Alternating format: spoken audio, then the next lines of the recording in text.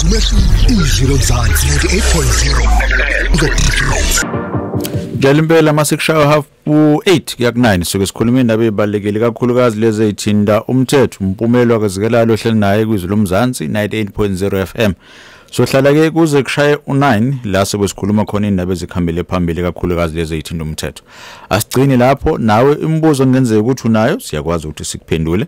Yize noma soke singakunikeze legal advice kodwa soke sithi nje cha ake sithi ukukhanyisa kancane lapha nalapha. Sibone ukuthi kuphi la ungasizakala khona. Kufanele ungenzele kona ke wena beka nje indlebe ubese uyakhomenta noma kube khona ozokubhala mangabe khona ama comments nombuzo onayo. Nazi indlela. WhatsApp 0638208448 ungisendele voice note noma message makuukuthi uthanda ukuthi usifonele enza kanje Sithinta njengamanje Shayela ucingo ku 060-480-7164 kanti sikhona na ku TikTok na ku Facebook ezomthetho nompumulo akazikelalo uzokwazi ukuthi usithole khona futhi naku mina nginako ma elections akade sinawo ke sibone ukuthi kusukela manje ukuze kuyofika la uzothwa khona usuno president no deputy president no speaker no minister kwenzakalani udaba lasenzo meya liyaqhubeka njalo enkantolo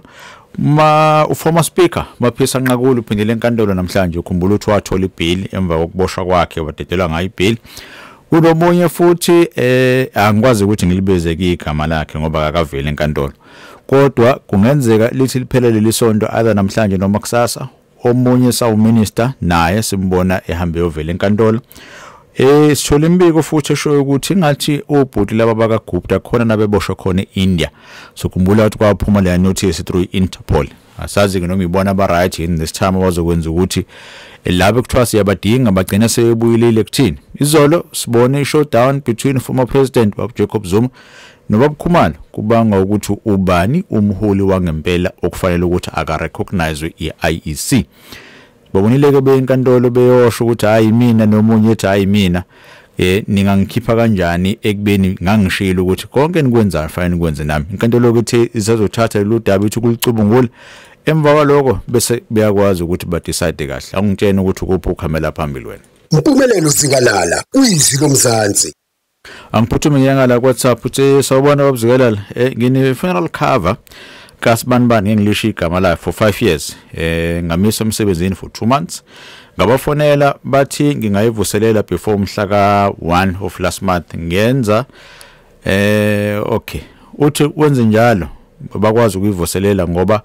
bebengamele ingathi ikhave uspouse ngicela ukubuza ukuthi ngingasizakala kanjani okay la file uphinyele back bese uyocheck ukuthi ama terms and conditions e-federal plan yakho athini file ubheke kakhulu ukuthi ukuphi okubhalwe unavumelana nako phansi yes ngiyakubona lokho enisuke nikushayile mhlawumbe nizovumelana nako ocingweni kodwa kubaleke kakhulu ukuthi okubhalwe phansi kuthini and then bese ibotha into yakho ithini ikhona nama breaks bakhona laba seke bekuvumela khona ukuthi ungakwazi ukuthi uthathe i-payment holiday bongakwazanga noma kungekho lokho it means ukuthi i-policy yakho has lapsed and unfortunately kufanele uvele uyithathe njengento engasekho kodwa ke kuze kwenze kahle lokho qiniseka ukuthi wafunda njalo amapolisi akho ngesikhathi wathathile ukuthathini siphuthuma sengala sezini sawubona Kuzeni ninjani baba Ngiyaphila mfethu ubingelela Mthiyana Yebo Mthiyana ngiyabingelela abalaleli bezilo Mzansi Kuzeni asivumelane ukuthi umthetho is on the side of abavoti nama political party on the side of IEC now IEC uma umthetho uthi you have 7 days to declare ama results ama elections now ayikho into emphoqayo ukuthi a declare ama elections ngalesi sikhathi yena afisa ukuthi awa declare ngalo ngaso 2 uma kunama dispute akakwazi ukuweya ama dispute ngaphambi kokuba awabuke awasebenze abese ethi lama dispute anaso isisindo noma wanaso uma ushoda ngesenti yogibela itekisi usuke ushoda ngesenti kusuke kusemseni ka drive ukuthi akuvumele ugibele eTaxini. Uma ushoda ngevoti elilodwa ukuthi uthole isihlalo, lelo vote lisuke livote lakho kufanele ulithole ukuze uthole isihlalo. Ngikushiso yini ke lokho mfukazi ke lala ngiyazi ukuthi uthe no IEC kulungile phela uma kukhona umehluko wenzakalayo sizo adjusta. Kodwa uma kungenzeka ukuthi leyo adjustment ake ngithi i-recount ithi u-ANC kuyenzeka angabe saba yi-majority party kodwa ngokuka IEC u-ANC manje uyi-majority party ku-national. Now if ever also there is anything happens EFF KwaZulu Natal mhlawumbe inehlalo ezu2 extra, that makes a discrepancy as well. But if ever MK party gets more than 50% KwaZulu Natal esephoqelekile ukuthi ayokwenza coalition, what happens after that? Because into ongafanele uIEC, I'm talking from experience ke mfowethu lala sengizokwehla. Lento yama dispute sike sayifaka siyama political party before. uIEC akakaza respond. Akakaze ngisho noma ungayifaka dispute uthi there is a proof, but akakaza respond uIEC before. Today kunama video, lama video wabonayo nawe babuzikalala kuma social network esingasho ukuthi ka iqiniso yini, kodwa kufanele abatheste yena uIEC abe consent ngalento enzakalayo ngoba it's a reputation of his work. Okay. Uma umsebenzi wakhe ngokomthetho ke manje sekusho ukuthi umhlulile umsebenzi, uzimakela kanjani yena as umuntu owenza umsebenzi ocorrect kube kunento eprova ukuthi akawenzanga umsebenzi ngendlela ecorrect? Asikwazi ukuthi kube uyena othi ama elections were free and fair. Kufanele kube umunye umuntu ozethi IEC usebenze kahle, ama elections were free and fair.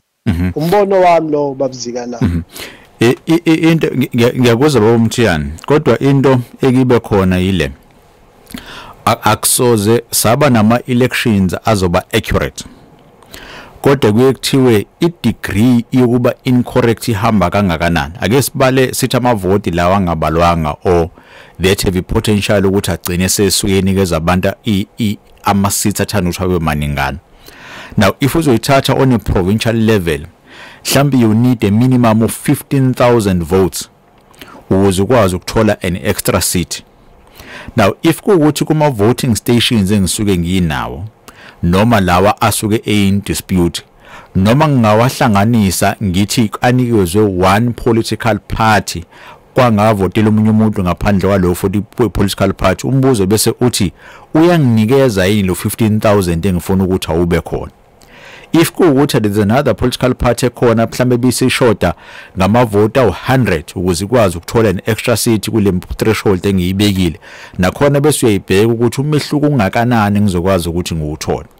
You may have a discrepancy ezoba khona, kodwa uthola ukuthi ukushoda noma ungabalwakayo does not make a difference kuma kuyi-seat allocation ekade uzokwazi ukuthi uyithole. Now i-IEC isuke ne-obligation yokuthi within these 7 days angibe sengiyikhiphile. Now in as much as ingekho into engiphoqa njengo-IEC ukuthi angiwulinde u7 days ukuthi uphele, ayikho into ezongiphoqa futhi ukuthi angingawulindi ngisheshe ngiyikhiphe iprocess ngiqede ngayo yonke iprocess bese ngiyahamba. Part of the reason ngizokwenza kanjalo is due to ama-financial constraints engizobhekana nawo, ngoba ngesikhathi ngirenta le minye imishini ne-equipment engiyidingayo ngiyakhokhelela lokurenta kwami ekubeni mina sengiverify ngaqeda. Awekho kama results aphumayo makuwukuthi ama internal objections asuke efakiwe asuke engakaqedwa ukudisputewa bese kuthiwa si uyifakile leyo dispute yakhe section 55 bengaphazami kodwa thina sesirulile kuyona yiko sikwazi ukuthi sikhiphe le decision mawungekho happy ngayo then hambe electoral court yona izobe sikuchazela ukuthi ufuna ukwenza njani ngaluphi uhlelo ukuphi information ekufanele ngabe uyayiletha if kuuthi IEC isithulile then i-electoral court yona sizokwazi ukuthi ikusizeke bese uthola yonke le process noma uthole lobulungu sokuthiwa uyabudinga kodwa ngendlela ekusuke kuyiyona accuracy bakhona akube kuthiwa siba accurate up until to the T kodwa suke sithi on a balance of probabilities kungabe lento esikhuluma ngayo kungenzeka yini ukuthi iqiniso wazikalala ngiyaxolisa ukuthi ngizobuya mina I'm not happy ngencazelo yakho so I'm not happy ngencazelo ka-IEC angikwenzi lokhu ngoba ngincike ohlangothini oluthize kodwa ngikwenza lokhu one ngoku-understand ukuthi u-IEC akasiyona i-private entity u-IEC akakwazi ukuthi for instance uma ngabe ethi issue yena ukhale ngama-markets angazi ukuthi u-IEC ungenaphi ku-issue yama-markets 2 uma ngabe ethi urente angithi uma ngabe usebenza i-dispute you don't have to open ama-office oborentile ukusebenza into yama-dispute ukuwa collector uhambe uyohlala kulelo khona ngisho office labo kodwa futhi okusafe ukuthi mhlawumbe bawabiza ama political party nakho sesiyawasebenza ama disputing okwenza ukuthi into angithi sivumelane mfokazi kalala uma kungena ama results esuka kwi voting station eya ku IEC u-IEC osuke ese in charge of ama results ngaleso sikhathi uma kungekho umuntu okwazi ukugada u-IEC ukuthi akagange ngalawo ma results sekufanele kufakwe dispute kuthiwa ke IEC mana ke manje ungabe usaba uwe wedwa odeclareayo ngama elections before sivumelana ukuthi usebenze kahle wena up until u-IEC kuthiwa usebenze kahle usengawe declare ama results ileyo nto ongafanele siyibalekele mfukazikela nalokuthi ke umthetho i-example lapha niyayithi mhlawumbe nangomsombuluko ngawa declare ama results ngolwesibili ngawa declare ama results use still within 7 days but satisfy lento yokuthi akukho yini oku-wrong okwenzakala ngicela ukuvala ke mfokazi yalala asikhathule bazoshaba umthiyana into yoku-allocate kwama-seats i-affect ama-vote yilokho engikushoyo mina mfokazi yalala ngiyabonga bonga mina kodwa enye into ekufanele sikhumbule eyokuthi awekho ama results adeclarewayo ama disputes engaqediwe kungenzeka ukuthi dispute will not go in your favor bese kuthiwa hayi akuhamba ngalendlela kade kube yona but you still have an opportunity ukuthi uhambe electoral court so ikhishwa ama results ama dispute mase kuthiwa sekuphelile if ibuye dispute uthi siyakuza ukuthi uthini kodwa siyibone lo dispute le it ends there yeke ngiphuthume ngiye ngala ku WhatsApp uthi babuzikalala okay ake ngiqale la khona soba covered sizwe nisawubona sawubona kuzini ninjani baba no sikhona unhlanhla lo mncane yoba mhlawumbe kuzeni ngiyamuza ukuthi yabeka la mhlawumbe lento evidence ngoba kune issue lapha eyenzeka ngathi around ngala indawo zakozulu lapha esephuke khona i-ballot box yajustify ukuthi IEC hayi vele already collecting information le-ballot box now got the situation whereby ama-parties afuna ku recount ama ballot box ithini indaba lapho okunye lapho kuzeni ile issue lena engicount mhlawumbe ke lento esikhuluma ngayo manje yokudeclare mhlawumbe ama international observers bona wena mhlawumbe ama-boundaries abo noma mhlawumbe into ebaguidayo ukuthi mhlawumbe bangadicela ama-elections bona mhlawumbe yenzeka after i-declaration ye-commission esingamele ukhetho noma mhlawumbe kufanele benze na before ngoba ngathi lento yenzekile sibona lo Uhuru Kenyatta besho bethi hayi no ama-elections abe-friend fair yonke into ibe-right yabo noSADC futhi yadlala futhi kusazobiwa ukuthini i-IEC avoid ikhele futhi noma defeat arise from that position mhlawumbe ngempela zithini ngempela Khuzeni la angazi mhlawumbe umsebenzi ngomuntu omthetho. Okay. Ngiyabonga baba. Asibe kanje sesophuthuma sendabeni. Asikhumbule i-voting station iba ne-party agent esikuzobotha izinto zihamba kanjani. Mayisephuma ama-results asuke khona from that voting station. I-party agent kuthiwa washuthi noma thatha bese uthumela e-head office lakho khona uzofike nikwazi ukucollate kahle ukuthi kuthini. Inkinga iqala la kuma voting stations uzothola ukuthi i-party agent yeqembu lakho alikho. And then bese kuthiwa akwazi ubasifuthola amavoti amancane kanje lapha there's some irregularity eyenzakalile. Kodwa into efanele sikhumbule ukuthi lo muntu osuke esola ukuthi ukhona ugrojo kube khona fanele bese letha ubufakazi phela bezokhombisa ukuthi ubukhona. Ufakazi ubusuthi kwi-voting station noma ku-district yami si-calculate kanje ama-party agent ebhalile nazi iy'thombe zayikhombisa ukuthi bekubalwe kanje kodwa mase kufika kwa-IEC sibona ama-results engathi asethanda ukuhluka. Ukuhluka kwayo imagine yokuhluka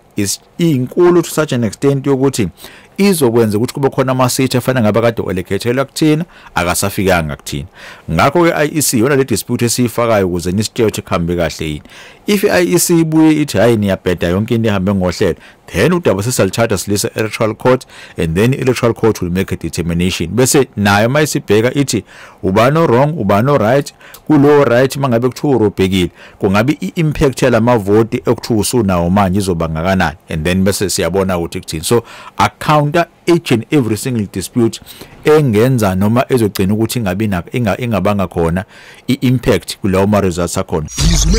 Izilo Mzansi 98.0 The next 14 days or the next 2 weeks azobe baleka kakhulu empilweni zethu abantu baseNingizimu Afrika. Ngibona ezositshena ukuthi kwenzakalani kwiParliament lethu. Khumbula izwe lingenamthetho izwe lingalawuleki so kubalekile ukuthi kube khona uzinzo khona konke kuzobe sekuhamba ngohlelo. Now what to expect from now up until sizwe kuthiwa sesino president? Well kusasa liyangena uhlu lesine liyangena uhlu abantu abazongena ku National Assembly sobe sesikwazi ukuthi bangaki amagama abo athini fusho bazawathola ama invite bese kuthiwa wozani ngosuku lithile nizo attend lapha eCape Town ukuze nibe khona uzoyibuza komunye ukuthi yindaba kuyehleze kuye eCape Town singani mhlawumbe ePretoria noma ke siyongenele eMpompo. Ngithema ngibheke iconstitution ikizolo iCape Town was listed as a city eParliament kuyi-constitution yethu. So yiko singakwazi ukuthi simove ukuthi iParliament seliyohlala kwenye indawo ngoba ukuze ukwazi ukuthi ukwenze lokho kufanele uqale amend iconstitution and then once you've done that bese kuba covered. Kodwa ngiyacabanga ukuthi kungaba kuhle iphinde kusize futhi all provinces esekutheni i-city yeParliament ikwazi ukuthi move around. Basikhombisa ukuthi bangakwazi ukuhlala kuma international convention centers sina eThekwini ikhona eGoli ngiyacabanga kwamanye ama provinces futhi usuke ikhona. Ake sibone ukuthi yenzeka kanjani khona uhulumeni ezokwazi ukuthi haye kubantu kodwa ke asikho lapho la sikhona isekutheni within that time namanje from now up until iParliament lihlale. Ngiyacabanga ukuthi ama political parties are busy manje enza into ekuthiwa horse trading bayasho ukuthi sinama percent amangaka amaphi wena oza nawo ukuphi la uzokwazi ukuthi usizakale khona makuthiwa senza uhulumeni wobumbano noma i-coalition iphi indlela esokwenza ngayo ukuze sikwazi ukuthi si-accommodateane nakuma provinces kanjalo futhi where there was no outright winner nakhona ngakwazi ukuthi buye kusizakala. Kodwa ipoint lami ke engeke ngize nalo elokuthi engathi it's high time ukuthi lento ka50+1 ke seyihlukanisa noma siyiyeke noma uhulumeni angenziwa ngalo process enjalo. Kuye kuthiwa lo umuntu osuke ethola imajority akubuyena ohambayo kubuye nozodecide ukuthi kuthini i-majority suke sikhuluma ngayo ingabo 50+1 kuthiwa whatever percentage suke sikhona iyona percentage yobe sinikezwe ama-seats amaningi kulowo muntu akwazi ukuthi akhonge noma abuse eyedwa without ama-seats mhlawumbe asuke allocate lo ngokushiswa yini ake sithathe iJohannesburg for example eJohannesburg umeya wakhona umuntu wathola u1% of ama-vote laseGoli kumeya yakhona now umbuzo bese uthi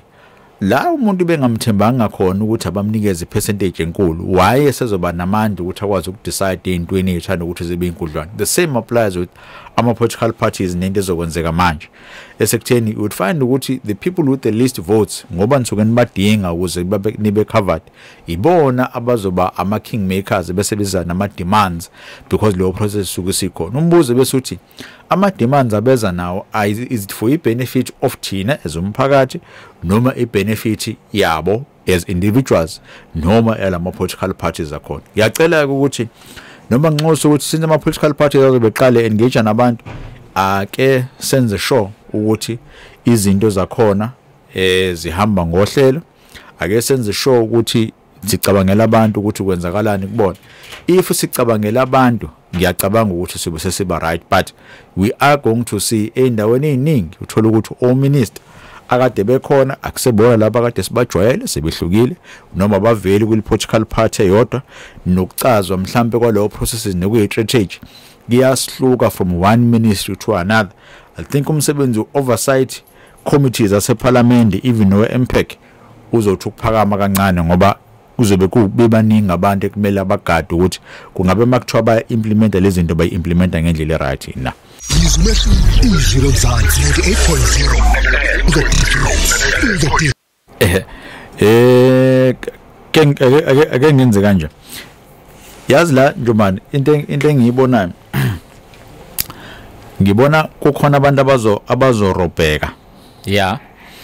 abazorobheka kakhulu kuzoba yithina eza umphakathi yeah ngoba ngesikhathi ama political parties enza lento ekuthiwa horse trading akabuya aze kuthina azosho ukuthi sicabanga ukuba umbimbi nale political party nithini nina njengama members ethu yes so sivuka kusasa sekuthiwa sibanibani umbimbi nosibanibani without ukucheck ukuthi thina kade sibavotele kwenzakala kanjani yes hence why ngithi engathi leka 50+1 kumele mhlambe siye revise kuye kuthiwa lo muntu othola lo majority akubuyena osuke ezorula ngaleso sikhathi so i majority yomuntu purely going to depend kwi percentage yakho ukuthi thina a high on the allocated seats ukuthi ame kanjani yeah and then interested ngayo kakhulu zikalala it's a minimum of 350 yes people eParliament for ukuthi iParliament likwazi ukuhlala kugcotshwa umongameli kwenziwa yonke leyo nto le uthini umthetho la because le ikhona lapha ukuthi there must be minimum eka 350 out of ama seats aw 400 now should iqembu leli elingekho happy li decide ungaye eParliament yes then kuzokwenzakalani okay zimbili indlela zokuyibuka le njoma yeah akuyibuke ngale section ebhalwe ngayo le section 46 ethi National Assembly consists of no fewer than 350 and no more than 400 women and men elected as members in terms of the electoral system yeah now khumbula ukuthi list yakho yabantu abazongena ku National Assembly ngithi uhambisa kuqala yes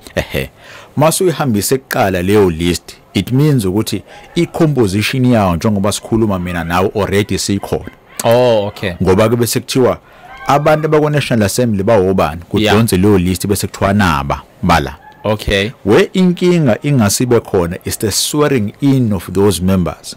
yes ukuze bakwazi ukuthi bangene once they've been sworn in then they become full members khona bezokwazi ukuthi participate okay kodwa ngiyacabanga ukuthi umthetho wayo anticipate indaba yokuthi in an instance where those elected bengasafiki sobe sesenze njani yeah and then bese sithi ake sibheke ukuthi okuningi okusuka kuvotelwa akuwona umajority as in u2/3 noma u3/3 kuyekuthiwa sifuna imajority abantu abasuke bekhona at the time yeah so sobe sesihlala phansi sibheke bese hayi ngesikhathi siconstitute le parliament kade sinawo ama members kade ekhona ilist submitiwe they have not been sworn in ake sibo senzakala kanje so there are two options it's either uthi angiye recognize yonke le process because ayikwazanga ukuthi ihlale eParliament and sit let's go for a re-election noma bese uthi hayi ngoba labantu bese bekhona already ngizobathatha njengabantu ade bekhona laba bavotile abaqhubeke ne status quo so bese electure kubona bonke abantu azobe bekhona so uSpeaker will continue allocating labo members even engafikanga ukuthi hamba uyongena lapha kuleya ndawo despite the fact that they have not been sworn in. Okay. I know iyacaca. Kodwa ingadala a bit of inkinga if kuukuthi kuthiwa kube khona re-election because re-election is going to take a lot of money nesikhathi and uzinza lubi khona and yazi laba khona chaos bancane kuphela abantu abakwazi ukuthi ba benefit. Yeah, true. So if kungekho umuntu okwazi ukuphasisa umthetho for example i-division of revenue bill abantu bakhokhela kanjani abasebenzi bakahulumeni izinsiza kufanele ziye kubantu zikhokhela kanjani accept kanjani into ezisuke zikhona or unless if you want to say let's continue with the status quo nohulumeni okhona njengamanje and then ke bese kubuye nako uzobe siya decide ukuthi kwenzakalani. Le ye coalition do you think ukuthi izosebenza or not? Why ngibuza ubonile kumasipala waseTswane ukuthi bekuloke kushintshwa kanjani imayor, right? And uyazibuza iphendula ukuthi ngabe ke imfuno abantu bayayithola yini. So sengiboka mase ngivula ke manje kwi province especially le KwaZulu Natal we have amaqembu cishe azothi azosebenza wodwa kodwa already ku masipala they decided esekutheni ngeke baze basebenze ndawonye, right? Meaning ngisho noma kuthiwa bayashintsha manje kodwa izoba khona inkinga. For an example uma ukhuluma ngeIFP neANC kunesibonelo esifresh nje sasemvoti ngihlezi ngenza ngaso isibonelo lesi lapha emvoti iANC yashada with iIFP and then kwaba umayor weIFP uSpeaker kwaba iANC and then the following day a national leadership of iIFP yathi lento beniyenza lapha khuluma namalunga abo lento beniyenza lapha ihlakazeni uyabona ngoba will never work with iANC. Now sikwi province yaKwaZulu Natal so kuza ukuthi mhlambe kube khona ukusebenzeka mhlawumbe sishiya ngaphandle MK then kuyaphoqa sekutheni iANC ayibe ingxenye with iIFP mhlawumbe nane democratic alliance. You understand? Then labo bantu kushuthi ke uma besebenza bazokwazi ukubekezelelana because vele ikhona lento ethi mina ngisebenza nalabantu. Yabona yiko nje manje strictly speaking iadministration isuke ihlukile from ama political heads. Asikhumbule ukuthi idepartment izoba neHOD ibe no director abazoba khona. uHOD ureporter not necessarily ku MEC but ku director general oseko office nika prime. And then once kuyaqala leyo program yakhona bese kuba khona iplan ebakhona which is your annual plan esikuzoba khona ezo run up for plus minus 3 or even i-term yonke. Okay. Now whether iyashintsha political head noma ishintsha ukushintshwa kwaleyo plan efanele iqale kuyodlula legislature. So inkingi yokuqala makuwukuthi kwa legislature dysfunctional ayikwazi ukuapprove le plan engakize kwazi ukuthi bese iyaqhubeka ke bese izo apply kuze kuyofika ekugcineni ngoba mase assesswa ne performance kusuke sekuthiwa kuyiplan yakhe kade uyiadoptile ekuqaleni ukuphi kwazile ukuthi uachieve ukuphi ongazwanga ukuthi uachieve okuvuka ogqokweni kuthini wadila kanjani nawo zonke lezo. So uzinzo ngicabanga ukuthi mhlambe lingaba khona la noma sebefundile kancane kule process le yasi yokomasipala ukuthi thini hence ngithi ukuba kuyangami ngabe ngithi lo 50+1 awususwe would depend ukuthi liphi iqembu elithola majority ngaloko because mathematically ayikho ungakwazi ukuyihlanganisa ngendlela yama seats abantu bakwazi ukwathola ukuthi lawo ma seats athini bese kuthiwa na i-majority akona 50+1 ngokwama physical members you i-majority as per percentage sokuvoto labantu ngoba abantu basuke besho lokho ukuthi bafuna ukulidwa iqembu lithile ihonda asuke beyidinga leyo ukuze babe cover. Yes. Ake ngiphuthume ngengala ngiyabona lo daba lokucounta kamavote engathi abantu abaningi bafuna silithini nango ubhalile la umlaleli uthi babuzekela la ngibingelele mina ngangikhona kubala isikhungweni sami Mlazi MK yathola o4093 kodwa IEC masefaka ku computer wafaka u1037 ikhona yini possibility ukuthi uma iMK yethu ingaya eParliament isikhawu kuqale phansi ukuvotwa as esho uNqamalalo ngiyabonga uTalente Zondi Mlazi kuyahlukanisa between izinto eziwu2 if usuyifakile icomplaint eshoyo ukuthi ningirobhe ngamavoti ama 3000 then asicalculate ukuthi in all instances la urojwa khona uhambe waze wafika kuphi kwenzakalani kuleyo process yakhona bese siyabona ukuthi amavoti ekuthiwa urobheke ngawo ahamba azeyofika kunjwa ngisho isithe yodwa plus minus 15000 ukuze ukwazi ukuyithola so if ukurobheka kwakho kungafikanga ku 15000 it means ukuthi noma ungathola ukuthi kunamavoti awu 10000 akulahlekelile they make no difference to composition ye parliament ngendlela okuyiyona hence why umthetho uthi there must be a material mistake noma deficiency that ezokhoza ukuthi ungakwazi ukuthola ama allocations akho ngendlela okusuke kuyiyona. Yeah, but then how do you judge ukuthi ngempela ukhona umehluko obuzokwenzeka because there is amanye ama ballot boxes ashisiwe? Inkinga iba khona makuwukuthi as a person oalejayo awunawo umuntu ozosho njengoba ekhuluma unondaba athi mina bengikhona sacalculate kanje kodwa mase sifika lapha phambili kwaba kanje because what we then do we identify wonke lama voting stations anenkinga bese uthi ake senze audit yawo from amaphepha mina ngiliphethe lisho lolu nina nitholani mangabe ukuthi ukushayisana kakhulu bese kuthiwa asambe sekulowa amaballot esiphinde siwabale again bese siyabona ukuthi ubani ocorrect between the two yikho kubalekile nje manje yahleze sisho moya iqembu leze politics qiniseka ukuthi unama party agents azoba khona lapha ya ikakhulukazi masikubalwa akuba abantu abazokwazi ukuba include ababothi kwenzakalana ba record kahle bese uyisend information yakho as soon as possible head office la uzobe sekubonakala khona ukuthi ni calculation nazo nafika because it's the only evidence ozoba na uIEC uzohlala uthi if uthi wena khona wrong ngiyenzile ngilethela ufakazi baloko ungasho into eyiphelala lapho yazi ukuthi kuyona yonke lento eyenzakalile zikalala mina I wasn't happy ngomsebenzi kaIEC right I don't know I think mhlambe ube namaphutha amaningi kulonyaka mhlambe compare nalawa amanye understand I'm one of abantu ababe ne challenge ngesikhathi kuyovoto yabona wengifike khona kwathiwa sengivotile you understand but then baze baphunch system nani kwathiwa haya akavoti but already bese ngicishiwe kuthiwa sengivotile you understand so to me lawo maphutha lawo angazi mhlambe mina umuntu lento oyithatha ngelokhuzana ephezulu kodwa I project njengokhetho I project is sensitive we understand so ngamanye amazwi kumele umsebenzi ube up to the par you understand kunalama mistake la ongeke uzuthi noma kunamaphutha engafanele ngabayenzeka yabona obona lokhu bengakwazi ukugwemeka lokhu bengakwazi ukugwemeka njenga indaba yemshini yokuscanner uyabona akusiyona into esengasho ukuthi mhlambe kwakufanele izibambezela abantu you understand yes I understand ukuthi kwakuumhlaba wonke kwakuyiningizimu Africa yonke yayivota but kunama phutha amancane azoshiya ugcopho kwinto sokuyenza imistake engicabanga babuye bayenze nje manje ukuthi le kungabi khona abantu abakhona kaIEC aba full time create budget abantu makuthiwa basebenza after 2 years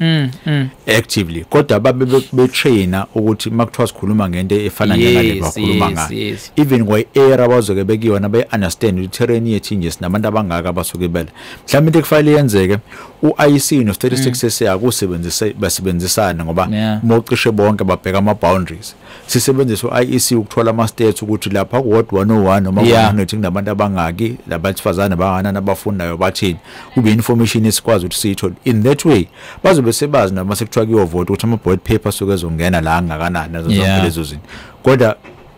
lisekhona ithuba lokuthi abashintshe nango ebuze umunye umlaleli la ukuthi ucela ukubuza ukuthi singakwazi ukuvota ngohlelo lokwenza ngicabanga learners license to avoid ukurobhana usiyanda lo so kumuntu mowenze la ilearners manje awusabhale ephepheni usushaya ku computer all well and good ngashesha mhlambe uthola ukuthi ama results aphuma a bit faster but i problem ngalelo hleli auditing ukuthi asikwazi siyo recounter physical lamaphepha lawa asuke khona and futhi la cisha khona nje wacisha le result center kuthiwa sekuthulekile ubuyela kanjani ukuzochecka noma ubani lo uzomthola kwa IT ozomthemba ukuthi ayikho into ezokwenzeka izohluka from la entweni ngalendlela kade zizona so izona zonke izinto lezi eziba inkingi ezize zithi abantu abaningi hayi engathi le kaManywala iyona ezosiza ukuthi izinto zethu zihambe ngohlelo sengiselelo 2 minutes nginawe sibonga kakhulu ukuthi ubuhlele nathi kusukela ngo8 ukuze kushaye lesikhathi sibonga nokuparticipate kwakho nokukhombisa intshisekelo yokwazi kakhulu noma kabanzi ngomthetho ukuthi umthetho waseNingizimu Afrika usebenza kanjani mina nje manje ngithanda nokubonga abantu abaphumile bayovota yes ayikho into ade baleke njengaleyo ukukhombisa ukuthi abantu bathanda ukuthi kwenzakaleni umsebenzi wabahlali baseNingizimu Afrika usuphelile osuseleke manje usuku upolitiki ngiyafisa masebehleli lapha ya sebecabanga eboardroom bengakafiki even naseparliament naku legislature ukuthi before bathathe idecision bake babe nawo umqondo walo mama nobaba ohleli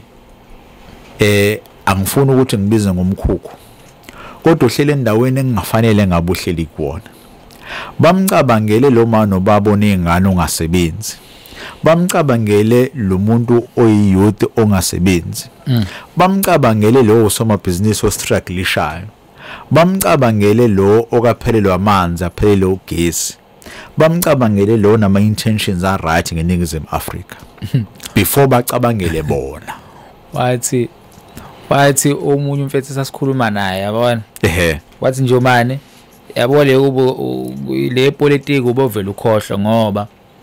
singakhuluma nawe manje sisamasha nawe right sihlala nawe emkhukhwini nani but once wafika lapha ya kunabantu bakhona ukuyibona abaphethe umnotho yabona abakutshela ke kulungile ke mnumzane usufikile ke la so kufika kwakho la abantu bafavorayo ithina esiphethe umnotho ngale kwaloko thina siyahamba yabona or thina si actor against wena so you choose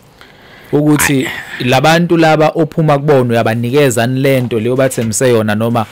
uluke ubashaya ngethembisa uyabona ukuthi hayi kuyeza ubanikeza okuncane but ekugcineni you must remember ukuthi thina esiphethe umnotho ngiyabafisa impela nje manje ukuthi incwadi ka George Orwell ethi Animal Farm asingayiphili even after 30 years of democracy asibona next week abasidingayo 031 305 0909 zobonana